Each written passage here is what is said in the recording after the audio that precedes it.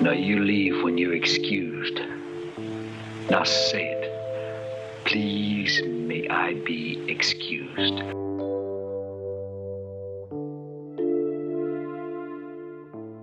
William Smith was the kind of actor you didn't forget. With his towering presence, rugged looks, and deep voice, he brought tough guy roles to life in over 300 films and TV shows. But behind the action scenes and Hollywood lights was a man who faced more battles off-screen than most people ever knew. His life was filled with grit, heartbreak, and quiet struggles he rarely spoke about. And when the end finally came, it was as sad as it was shocking, for him and for his beloved wife. Join us as we take a closer look at his life, career, and what truly happened. A childhood on the ranch. William Smith was born on March 24, 1933, in Columbia, Missouri.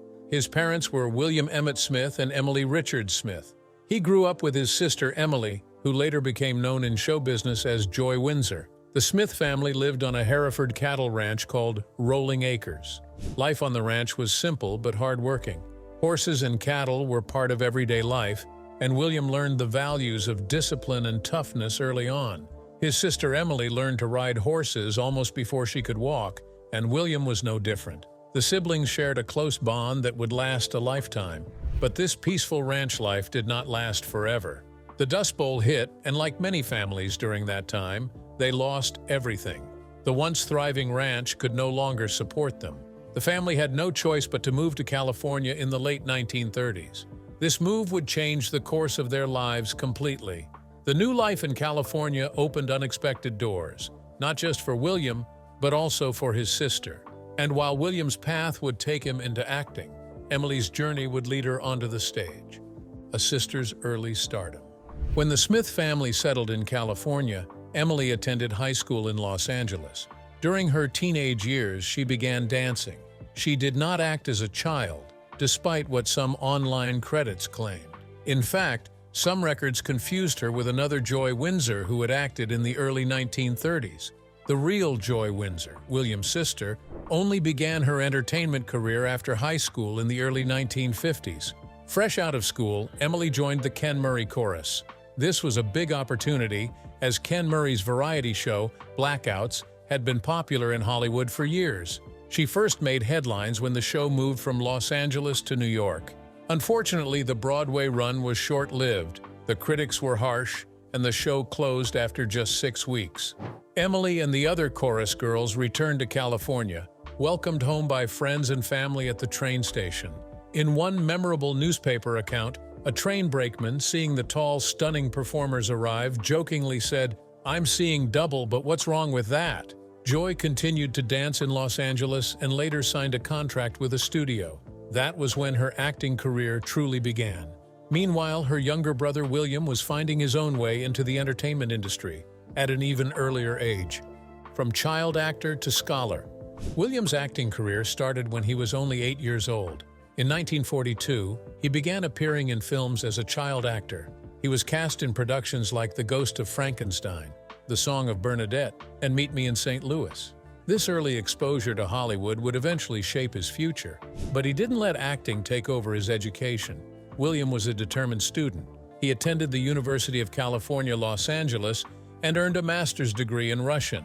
He was also an athlete, competing in discus throwing for the university. His academic talents and athletic skills went hand in hand, giving him a strong sense of discipline. At one point, he was working on his doctorate. It was during this time that MGM offered him a contract, which would lead to bigger opportunities. But before that career could fully take off, there was another chapter in his life that would demand his full attention: serving his country. This next step would not only deepen his skills, but also take him to places most people would never see. Service, strength, and skills few could match. In 1951, at just 18 years old, William enlisted in the United States Air Force. This decision marked the beginning of a period that would showcase his unique abilities. During the Korean War, he worked as a Russian intercept interrogator, flying secret ferret missions over Russia and other Eastern Bloc countries. This was dangerous work, and it required top security clearance. His language skills were remarkable. He was fluent in Russian, German, French, and Serbo-Croatian. His service didn't stop with the missions. He also became a military language instructor, teaching others the skills that were so vital during the Cold War. William had once planned to go into intelligence work after his studies, and his education reflected that. He attended Syracuse University, the University of Munich, the Sorbonne in Paris, and UCLA. But his talents didn't end with academics and intelligence work. William was a champion athlete and bodybuilder. He won the Air Force Light Heavyweight Boxing Championship, was a champion discus thrower at UCLA, and twice won the 200-pound World Arm Wrestling Championship. On top of that, he held a black belt in martial arts, including Kung Fu and Kenpo Karate. Readers of bodybuilding magazines in the 1960s and 1970s would have recognized his face from numerous covers and articles. All these skills, his languages, his strength, his discipline, would eventually blend into the tough and unforgettable presence he became known for on screen. But before that, the foundation of his incredible journey had already been set, built on a childhood of hard work, a sister's early success, his own education, and years of dedicated service, building a name on television. From 1961 to 2014, William Smith worked constantly, proving himself as one of Hollywood's most dependable character actors. He played all kinds of roles, but often found himself cast as the bad guy. Still, he sometimes broke away from that image, playing lawmen or complex heroes. One of his earliest TV roles was in The Asphalt Jungle in 1961, where he played Police Sergeant Danny Keller. In 1964, he appeared in The Virginian in the episode The Rope of Lies, playing a ranch hand named Bill. That same year, he also acted in Wagon Train, giving a heartfelt performance as an orphan Native American valet who stood against violence in The Richard Bloodgood Story. One of his first major roles came when he played Joe Riley, a strong but good-hearted Texas Ranger in the NBC Western Laredo from 1965 to 1967. Audiences loved the mix of toughness and charm he brought to the screen. But in 1972, he took on a role that showed just how intense his acting could be. In Gunsmoke, he played Jude Bonner, a ruthless character who kidnaps and harms Miss Kitty Russell, played by Amanda Blake. It was a dark and disturbing role, and it left a mark on viewers. Critics later called him the greatest bad guy character actor of our time. And William was far from done. The 1970s and 80s would see him turn up in some of the most popular TV shows of the era. Iconic guest roles and memorable characters. As the years went on, William's face became instantly familiar to TV audiences. In the final season of Hawaii Five-0, he joined the cast as Detective James Chemo Carew. This wasn't his first time working with Jack Lord. The two had acted together earlier in Stony Burke. He also popped up in the Adam West Batman series, playing Adonis in the episode Minerva, Mayhem, and Millionaires, where he worked alongside Zsa Zsa Gabor. He appeared in I Dream of Jeannie as Turk Parker, in the episode Operation First Couple on the Moon. In Kung Fu, he took on a guest role, and in Buck Rogers in the 25th Century, he played a warlord named the Trebor in Buck's Duel to the Death. In 1974, he acted alongside James Garner in the 2-hour pilot of the Rockford Files titled Backlash of the Hunter. He also went up against George Peppard in the A-Team, appearing in 2 different episodes as 2 different characters. In the hit miniseries Rich Man, Poor Man, 1976, William played Anthony Falconetti, the unforgettable enemy of the Jordache family. The role was so popular, he returned for the sequel Rich Man, Poor Man Book 2. Other appearances included Kolchak, the Night Stalker, where he played an Indian medicine man who gave advice to the title character, and an episode of The $6 Million Man called Survival of the Fittest, where he played Commander Maxwell. He also acted in the Rebels miniseries as John Waverly, turned up in The Dukes of Hazzard as a bounty hunter trying to frame the Duke Boys, and played a dangerous biker gang leader in Knight Rider. Each role, no matter how small, carried his trademark toughness. But it was his film work in the 1970s that really cemented his cult status. Tough guy on the big screen. In the early 1970s, William Smith took on several movie roles that showed his physical strength and fearlessness. In 1970, he played Terry Bartell in Darker Than Amber. The film's final fight scene became famous for being real instead of staged. During filming, Rod Taylor, who was supposed to be acting, actually hit William, and William hit him back. The scene turned into a real brawl that left Taylor with a broken nose and William with 3 broken ribs. William later admitted Rod was a very tough guy. That same year, he appeared in two biker films, Nam's Angels, originally called The Losers, where he co-starred with Bernie Hamilton, and CC and Company, directed by Seymour Robbie and written by Roger Smith. In 1972, he starred in Grave of the Vampire as James Eastman, followed by Invasion of the Bee-Girls in 1973 and The Swinging Barmaids in 1975. These films often cast him as dangerous, unpredictable men, roles he played with such intensity that audiences believed every second of it. Whether he was on TV or in theaters, William Smith had become the go-to actor for characters who could intimidate anyone. But behind the tough image was a career built on hard work, dedication, and a willingness to give everything, even if it meant walking away with broken bones. Big screen villains and unforgettable moments. In 1972, William Smith appeared in two well-known blaxploitation films, Hammer and the controversially titled Boss Nigger, both alongside Fred Williamson. That same year, he showed up in the popular detective series Columbo, in the episode The Greenhouse Jungle, playing Ken Nichols, a charming con man who quickly became a person of interest in Columbo's murder investigation. A few years later, in 1977, he played a vindictive sergeant in Twilight's Last Gleaming. In 1979, he stepped into the role of a drag racing legend in Fast Company, and that same year, he was also in The Frisco Kid as the villain Matt Diggs. One of his most famous appearances came in 1980, when he fought Clint Eastwood in Any Which Way You Can as bare-knuckle fighter Jack Wilson. His tough, intimidating style made the fight one of the film's highlights. In 1982, Smith played the father of the title character in Conan the Barbarian, a role in which he even wrote his own opening speech. In it, he delivered the now famous line, no one in this world can you trust. Not men, not women, not beasts. This you can trust," as he pointed to a steel sword. He had also been briefly considered for the lead role in the film, showing how highly regarded he was by the filmmakers. Smith also shared an interesting story about working with Arnold Schwarzenegger. The two once had an arm wrestling contest, and Smith won. Afterward, Arnold walked out, turned back, and said in German, "I will be a movie star," a promise he went on to keep. Smith respected Arnold's dedication, saying, "Nobody could double him, be his stunt double because of the shape he was in. He did all his own stunts. He worked 12 hours a day and then he walked 2 miles. Then he would work out for 2 hours." In 1984, Smith played the top villain in Red Dawn as a Soviet Spetsnaz commander, further cementing his reputation as a convincing on-screen enemy. By 1983, he had also worked with legendary director Francis Ford Coppola, appearing as a store clerk in The Outsiders and as a police officer in Rumble Fish. In 1985, he starred as Brody Hollister in the Disney Western series Wild Side and also played Panama Hat, the strong-arm enforcer of a bookmaker in Fever Pitch, which was director Richard Brooks's final film. From here, his career took yet another turn, leading him into a new era of roles that kept him busy for decades to come. The later years and life beyond acting.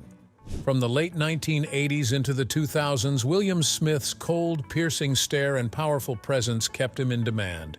He appeared in a long list of B-movies and direct-to-video projects, often reuniting with filmmakers and actors he had worked with before. Many of these co-stars, like Robert Z'Dar, Joe Estevez, Tim Thomerson, James Drury, Lloyd Kaufman, Gary Graver, Wolf Larson, and Jürgen Prochnow, were cult favorites in their own right. Smith's collaborations with them helped keep his work visible to loyal fans who loved his style of acting. In 2002, he stepped into voice work, playing the alien gladiator Draga in the Justice League episode War World. Even though it was reported that Smith had retired in 2014, he surprised audiences with a cameo in Jon Stewart's 2020 film Irresistible. Away from acting, Smith was a man of many talents and passions. He was a lifelong athlete and bodybuilder, known for reverse curling his own body weight, a feat that made him a record holder. His arms once measured an impressive 18 1/4 inches, and he even trained with bodybuilding legend Larry Scott. In 2000, he was honored with induction into the Muscle Beach Venice Hall of Fame. His physical skills went far beyond bodybuilding. Smith studied Kung Fu Sansu and earned a black belt in American Kenpo Karate under Ed Parker. He was also a skilled amateur boxer with a record of 31 wins and just 1 loss. On top of that, He won the World Arm Wrestling Championship several times and claimed the United States Air Force weightlifting title. His athletic life also included playing semi-pro American football in Wiesbaden, Germany, and competing in amateur alpine skiing. But Smith was not only about physical strength, he also had a creative side. In 2009, he released a collection of poetry called The Poetic Works of William Smith. His career, his athletic achievements, and even his writing proved that he was more than just the tough guy audiences saw on screen. He had built a life full of variety, discipline, and unforgettable stories, and his work left a mark on both film and television history.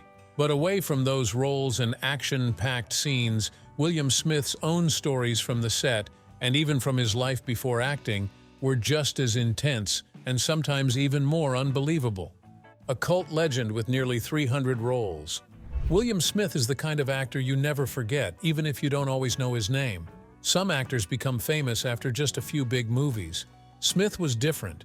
He built his career by constantly working in TV series, low-budget films, Hollywood blockbusters, and independent movies. That's how he became a true cult actor. He didn't just appear in a handful of productions. He had nearly 300 roles in both film and television.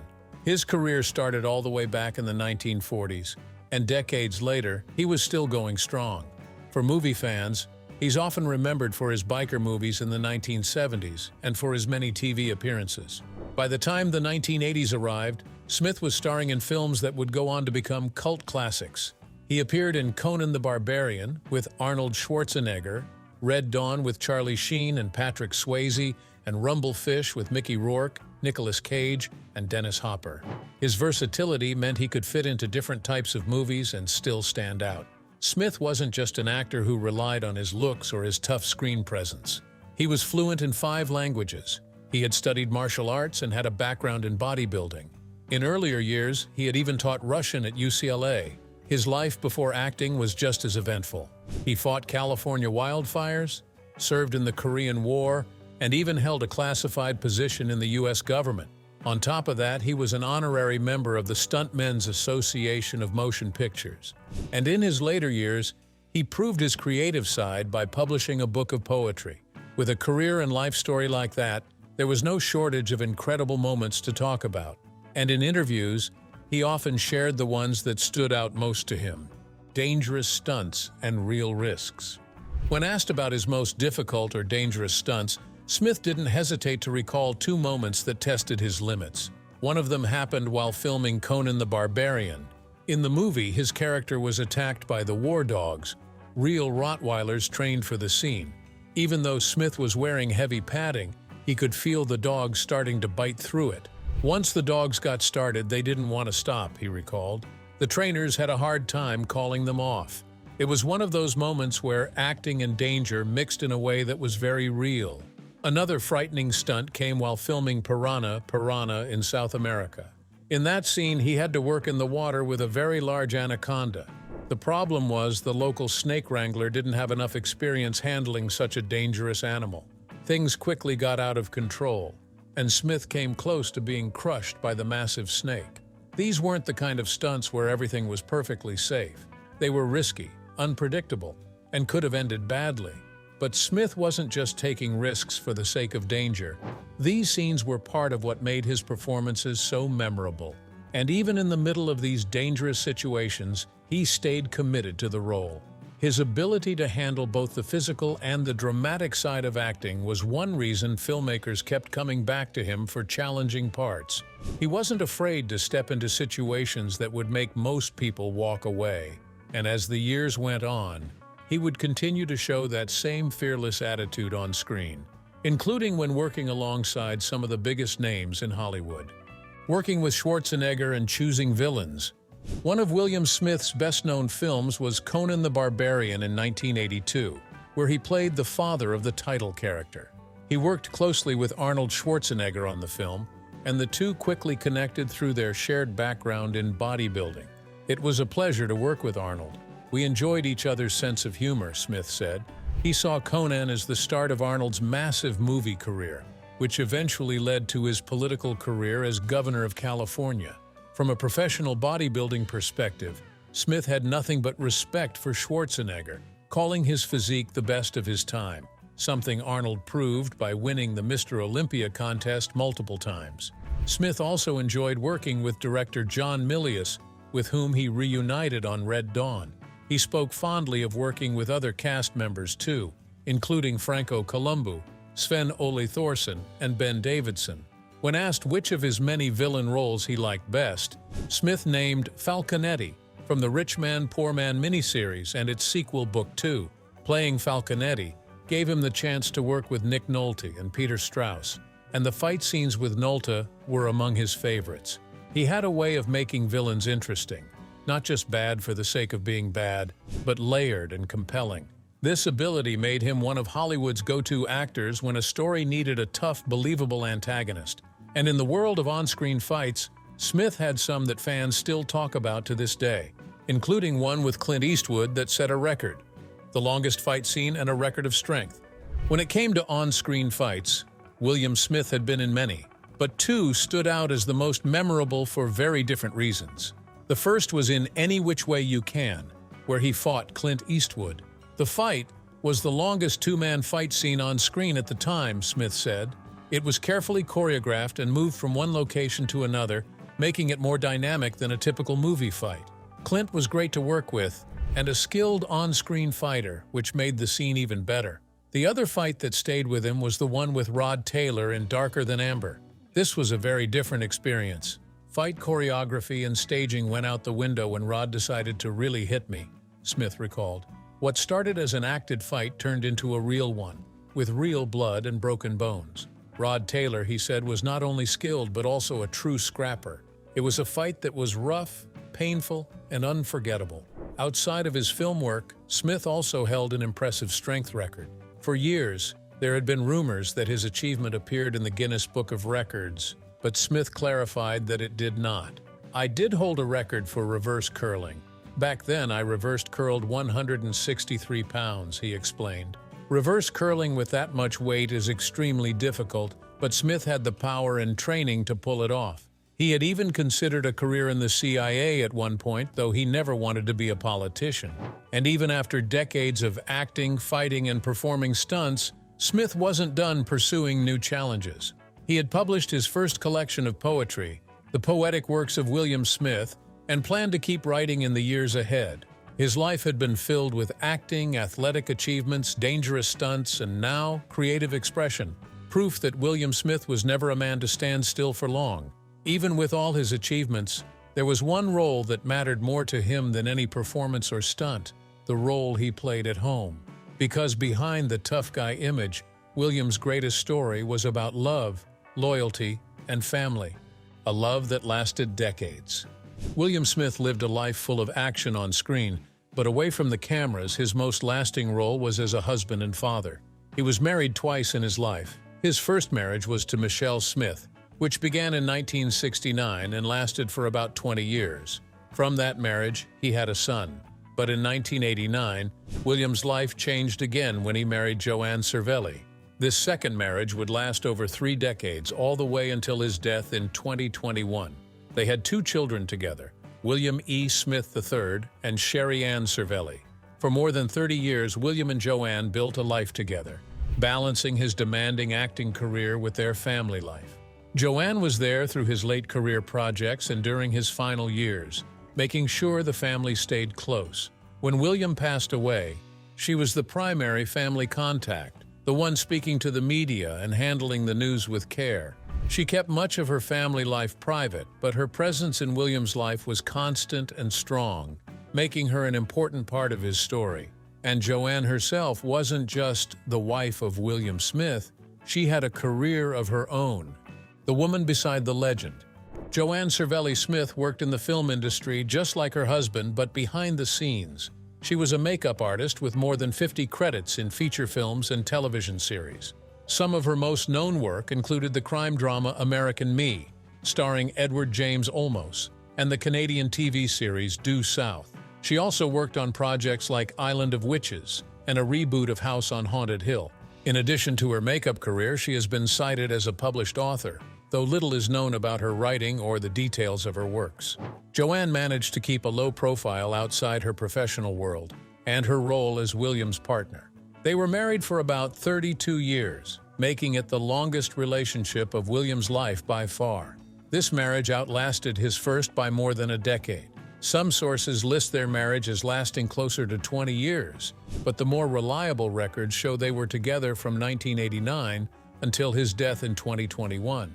That kind of commitment is rare in Hollywood, and it showed how strong their bond was. But even strong bonds face hard moments, and Joanne would face one of the hardest in July 2021. The final goodbye. William Smith died on July 5, 2021, at the Motion Picture and Television Country House and Hospital in Woodland Hills, Los Angeles. He was 88 years old. Joanne, his wife of 31 years, confirmed the news to The Hollywood Reporter but did not share the cause of death. She clearly wanted to protect his privacy, even in such a public moment. Her feelings, though, were summed up in a simple but heartbreaking statement she made in a Facebook post.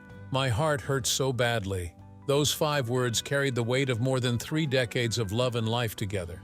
William left behind not only his wife, but also his 2 children, William E. Smith III and Sherry Ann Cervelli. His career had spanned from the 1940s to 2020, with roles in films like The Ghost of Frankenstein, The Song of Bernadette, Conan the Barbarian, and his unforgettable performance as Falconetti in Rich Man, Poor Man. He stood toe-to-toe with Hollywood's toughest stars, Clint Eastwood, Rod Taylor, Richard Harris, Yul Brynner, and Nick Nolte. But away from the set, he showed a softer, more reflective side. In 2009, he published the poetic works of William Smith. One of the poems, The Reaper, revealed his outlook on life and death. "You've done some bad, and you've done some good. You wouldn't change things even if you could. 'Cause through the years you've run a good race, the Reaper chased and couldn't keep your pace. So toast those that live and those that die. And while you can, spit in the Reaper's eye." It was a final reminder that William Smith was more than just a Hollywood tough guy. He was a man who lived fully, loved deeply, and faced the end with defiance. Which part of William Smith's life story surprised you the most? His action-packed career, his dangerous stunts, or his softer side as a poet? Share your thoughts in the comments below. And don't forget to hit like, subscribe, and stay tuned for more incredible stories from Hollywood's fascinating history. See you next time.